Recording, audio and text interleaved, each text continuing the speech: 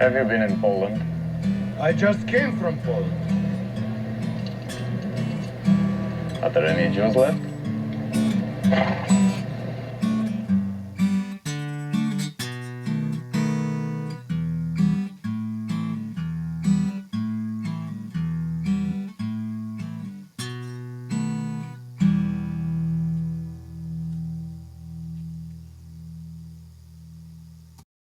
Hi, it's John from Strawberry Jam. I'm in Krakow, Poland today, and we're going to go to the Plaszow concentration camp, which is about 6 or 7 miles outside of excuse me, the city center of Krakow. And it is the concentration camp that was that they portrayed in the movie Schindler's List, and a lot of really awful, horrible things happen there, but it's very historical and very meaningful to a lot of people, and I hope you enjoy the video. Thank you. Also on our walk to the camp, I think I'm going to walk to the camp because it's only an hour, and it's like takes an hour to walk there. So I was going to take the tram, but I decided maybe I'll take the tram back, but I'm going to walk to the camp.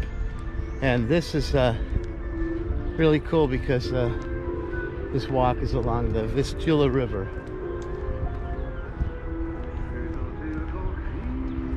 And it's kind of beautiful, so enjoy the ride. Well, we finally made it. It took quite a while. It's about an hour and 10-minute walk, and half of it was uphill. But if you look out there, you can see the Jewish memorial for all the top of the hill. I'll explain that to you later, what that is and what that means. We stopped here at your friendly Polish BP because we were really thirsty, and we got ourselves a Polish bottle of water.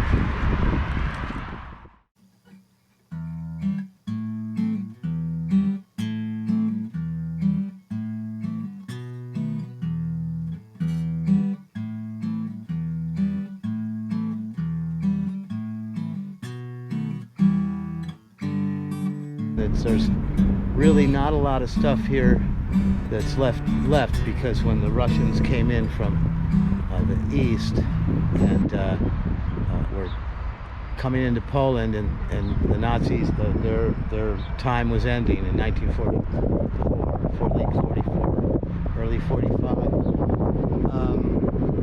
They burned everything, or just disassembled everything, and got rid of any evidence that was here that was that would show there was a concentration camp. The midsection of these people, as if their hearts were taken away. Also, if you look at their hands, some of the hands are clenched like a fist, some are just flat and given up. So it shows its expression. It shows the fight, and then the fight to the end, and then finally not resisting anymore and giving up. And also on this site there was mass executions that happened right down there, and so this is a memorial to that. If you go on the other side, we can see there's some writing, and it's pretty the narrative is pretty narrow. It's this was built in 1964, so it was during the Soviet era, so they had to be careful what they said. And it really, what it says, it's in Polish, but what it says is it's a monument for what the Jews went through under, say, Hitleresque, which means Hitler era, from 1943 to 1945.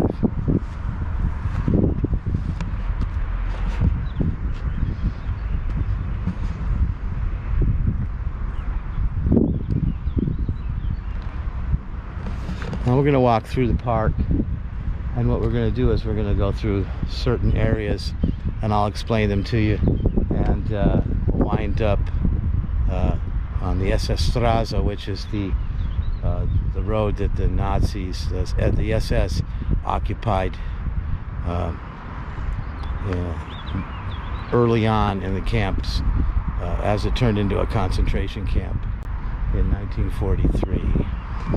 So a professor at a college and some students, I forget what year, but in the last 20 years decided to put up signs in this park so that at least people could understand what happened here. And this is one of the signs, and each sign has a story, and the stories are, like I said, the narrative is narrow. This is a story about Amon Goeth, who was the commandant. If you remember in the movie Schindler's List, he was the guy that was shooting people from the balcony, and they said he needed to shoot somebody every day before breakfast. And this has a story here by Stefan Solomonovitz, and he says it's a story about peeling potatoes and how Amon Goeth was, he had made someone peel a potato and timed it, and then decided how many potatoes it would take for 12 hours. But it's pretty a light story as far as how brutal this guy was, to have a story that is just, it's trying to depict in a very light way, narrow way, of how this guy was. Also with it there's a picture of the barracks, what they would look like. Right here we have a memorial, and it's a cross. Obviously we refer to everything in the Nazi era as being Jewish, but there were a lot of Catholics, and there were Catholics killed here too, Poles, Romas, many different types of people. This Płaszów was like a departure place to go to Auschwitz, Birkenau, and Treblinka, Sobibor, and places like that were death camps. But there were a lot of people here that were just murdered in mass executions because of Amon Goeth. And this is one of those areas right here that took place. A couple thousand people were executed right here on this spot.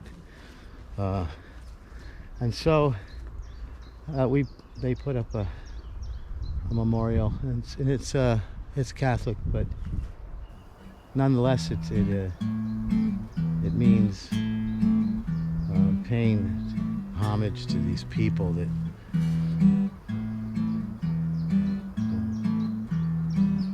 were just exterminated.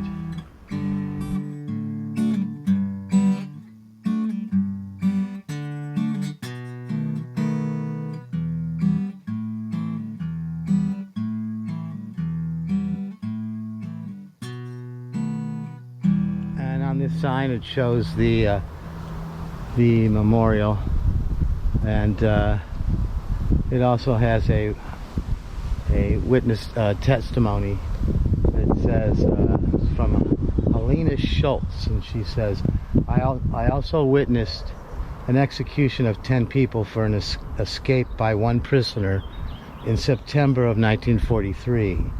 Among those 10 was a woman with her small 7-year-old son. The child was afraid very much of death.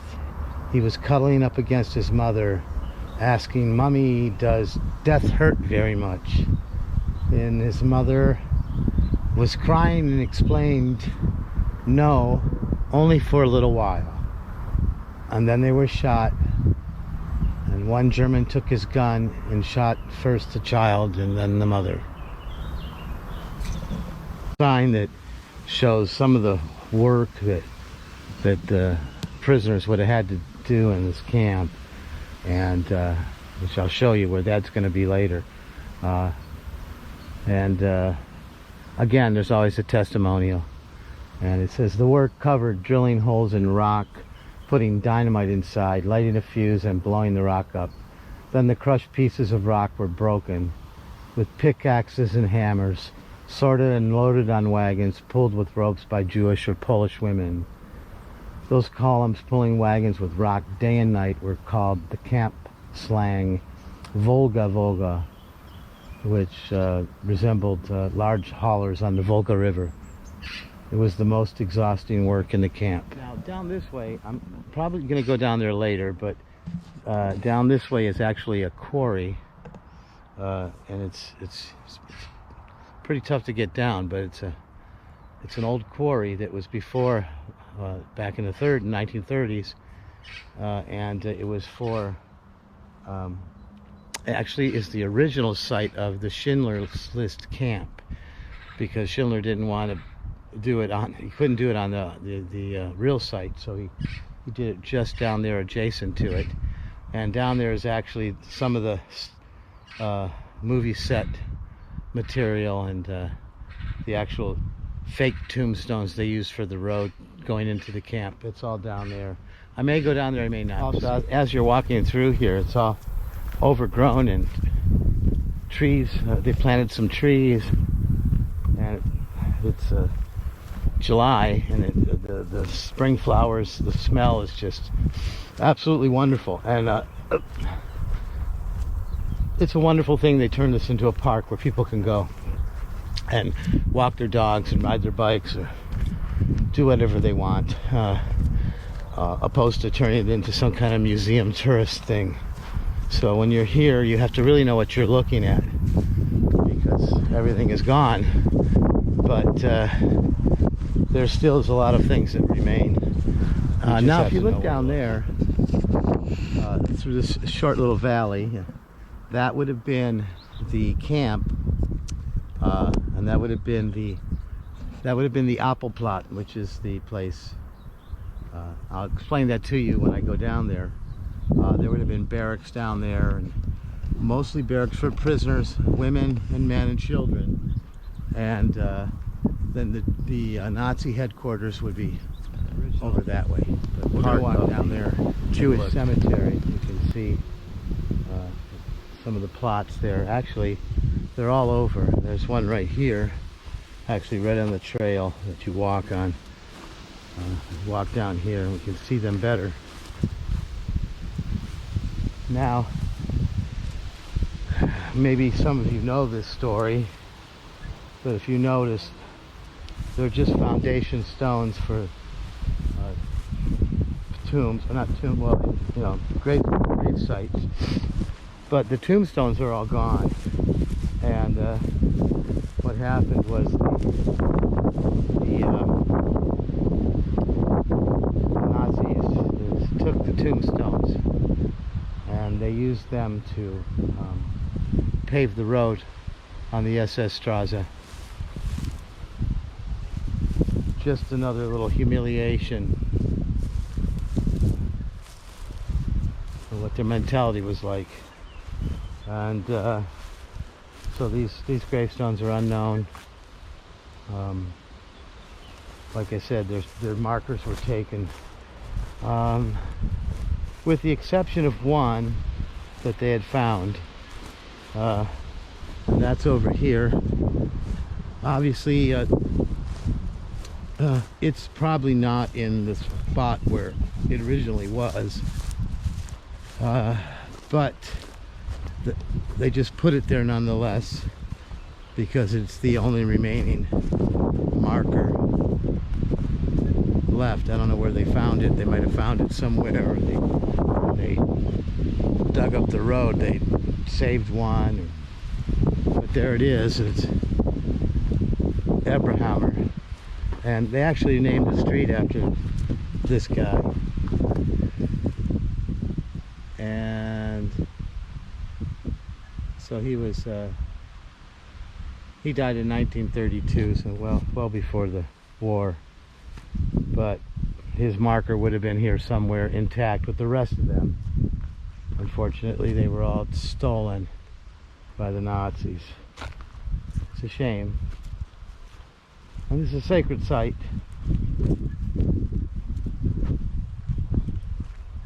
Like I said, this this whole area was a Jewish cemetery. One of the reasons why the Nazis used it as their concentration camp, because they just thought the Jews were just lowlifes and didn't deserve to exist. Some of these areas often here were workshops and storage places, and this was a work camp, so they produced things and made things, and a lot of things went on here besides the torture of the Jews and the Poles that were here. And there's a picture of some of the workshops and some of the barracks. On the other side of the sign, it describes what I was talking about the children, how they were taken one day from their parents. If you remember the movie, they were taken, and they played a nursery rhyme over the speakers as the children were being taken away and never seen again. And there's a testimony here that says that day they ultimately got rid of the children residing in the camp from the apple plots. We saw them from a distance, placed on trucks, surrounded by an armed cordon. They were taken from the child's barrack because they did not attend the roll call. The children cried, waved their hands, while their families wailed with pain.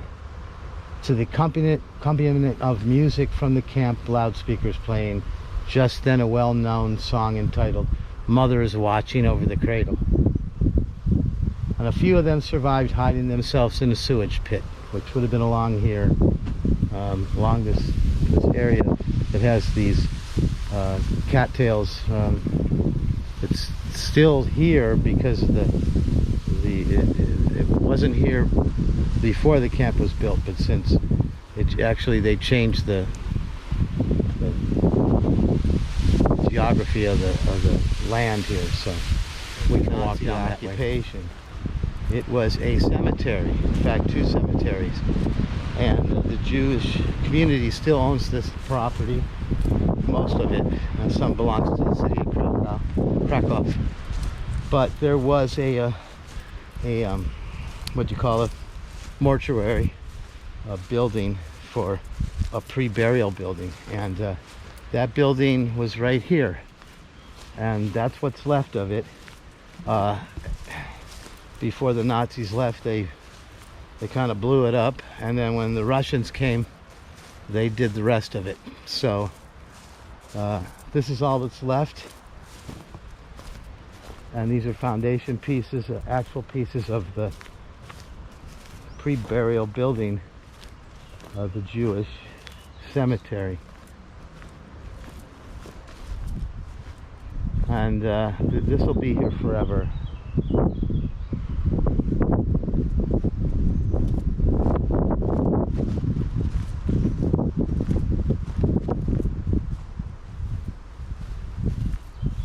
Yeah, so you can see it's the actual material, the foundation of the mortuary.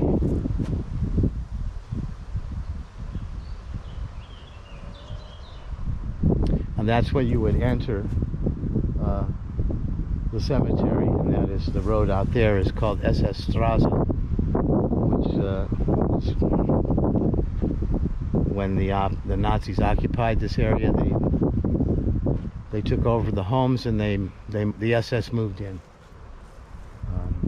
Now this structure here is what they call the Gray House, and this house originally would be the administration or caretakers building for the cemetery before the war, but during the war, during the occupation, especially 1942 to 45, this would have been an SS headquarters. And yes, Amon Goeth would have been working out of this office. As you can see, it's I think someone has bought it, and they're going to in 5 years make this a memorial site and a small, not a museum, but a small place you can go in there and learn some information about the Płaszów concentration camp. This building also would hold prisoners periodically, and you could see how they had the in the cellars where they would keep them.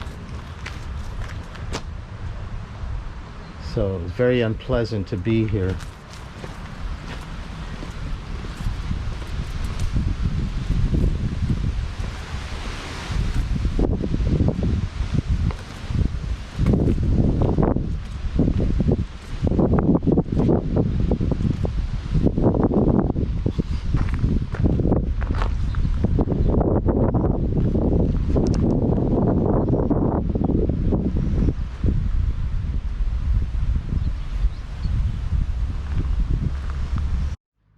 Here, this is the actual home of Amon Goeth.